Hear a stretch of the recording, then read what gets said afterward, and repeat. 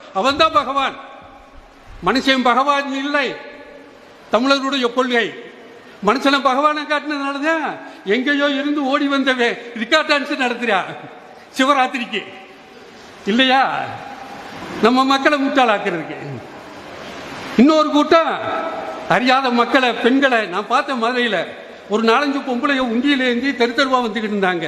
அவங்க ஊரம் சவுப்பு சேலை ஊற்றிருந்தாங்க. யார் தெரியுதா? பங்கார் அடிகளார். இந்த பொம்பளையெல்லாம் வசூல் பண்ணி கொண்டு போய் அங்கே காசு கொடுக்கும். இன்னைக்கு 10,000 கோடிக்கு அதிபதியா இருக்கு. நான் உங்களையெல்லாம் கேட்கிறேன், பட்டினத்தார் கடவுள் இல்லை, வள்ளலார் கடவுள் இல்லை, சாய்பாபா எப்படி கடவுள்? எப்படி கடவுள்? உத்தரப்பிரதேசம், பீகார்ல ஆதித்யநாத் கருப்பசாமி முனியாண்டிக்கு கோயில் கட்டுவாரா? திருவள்ளுவருக்கு பூஜை பண்ணுவாரா? ஆனா இங்க இருக்கக்கூடிய ஒரு ஆதீன கர்த்தர் தமிழன் கட்டி கொடுத்த மடத்திலே வாழ்ந்து கொண்டு, தமிழன் கொடுத்த சொத்திலே சாப்பிட்டுக் கொண்டு பல்லக்கு செல்லலாம், குரு பூஜை நடத்தலாம், பருப்பு சாம்பார் பாயாசம் சாப்பிடலாம், அதற்கு தடை இல்லை.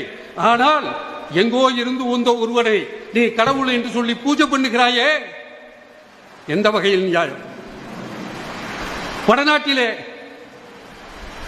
பூஜை செய்வார்களா? திருவள்ளுவருக்கு அவைக்கு பூஜை பண்ணுவாங்களா?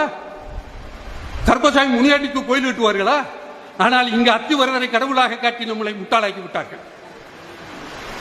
நீங்க சொல்றதெல்லாம் நாங்க ஏத்துக்கிறணுமா? நீங்க சொல்றதெல்லாம் கடவுள்னு ஏத்துக்கிறணுமா? நீங்க சொல்றதா மந்திரமா? எங்களுக்கு என்று மந்திரம் இருக்கிறது. எங்கள் மொழி எங்களுக்கு இருக்கிறது. Download ShareChat.